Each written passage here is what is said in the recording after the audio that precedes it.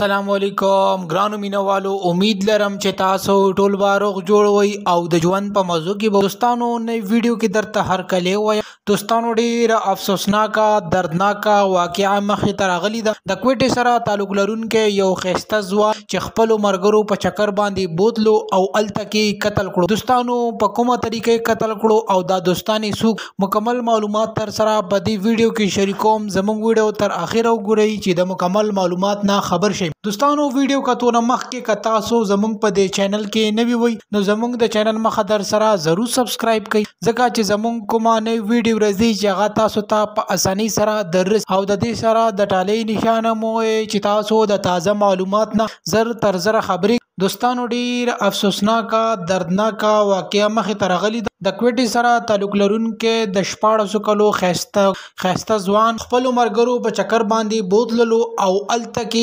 ظالمانو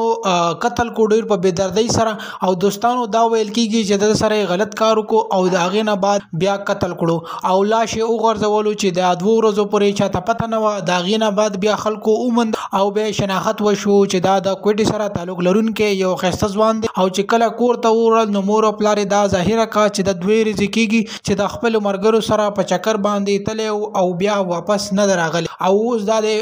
مړ رکور ته دوستانو دین زمونږ ته دا سبق ملاویږي چې اوس د مرګرو سره خپل د پلاتلنی والا وخت څخه چې د ډیر مرګري په اعتبار کې د سکار د سړی سره وکي چې هغه د کول دوستانو امید لرم چې تاسو به زمونږ معلوماتي ویډیو ضرور خوښوي نورو معلوماتي ویډیوګانو لپاره د چینل مخه در سره ضرور سبسکرایب کړئ ډیر مننه شکریا